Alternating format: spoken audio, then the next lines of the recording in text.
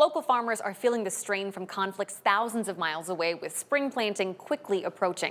Yeah, for 3 years, we've been following how the war in Ukraine has been driving up costs for farmers, and now war in Iran is doing the same thing. This chart here from agweb.com measures urea. It's a benchmark for tracking fertilizer prices. This dotted line, I know it's a little hard to see, but right here marks the start of the U.S.-Israeli strikes in Iran just a few weeks ago, and the huge spike you can see, roughly 25% spike in fertilizer costs since then. And closer to home, one supplier of farming products is improving its systems while also enduring the increase in prices. Marshawn Gunn explains how they've improved and what they're hearing from farmers.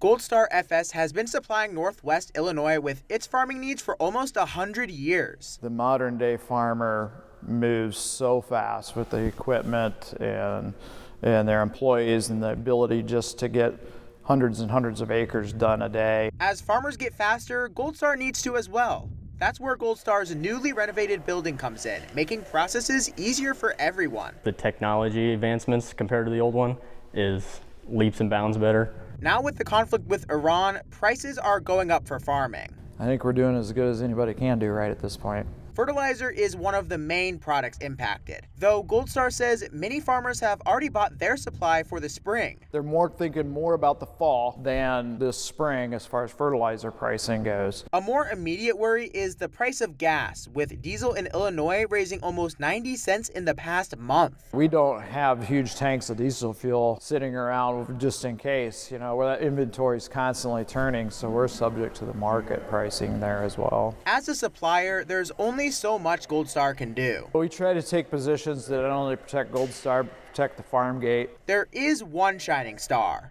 The prices for corn and soybeans have gone up. About 50% of the grain in our area was still on the farm, and we probably saw a 20 to 30% sell-off just in a few days. Gold Star says the market is constantly changing, so everyone will have to move fast to stay on top of what's needed. In Cambridge, Marshawn Gunn, WQAD News 8. Okay.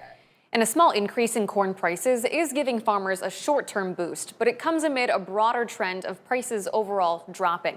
Even before the war in Iran, corn farmers already faced difficult market conditions. Check out these projections from late 2025, courtesy of the National Corn Growers Association. These red bars right here show the expected increase in costs to produce corn, which is up from the previous 2 years. Yeah, at the same time, corn is selling for roughly a third less than just a few years ago. That's the green line that you see right there. Now turning to annual projections for corn and soybean acreage, courtesy of agweb.com. Now this is based on federal data from a couple of weeks before the war, and you can see about 5 million fewer acres of corn were already expected to be planted in 2026, but about 4 million more acres of soybeans were expected. Several factors impact this, including fertilizer costs and crop rotations.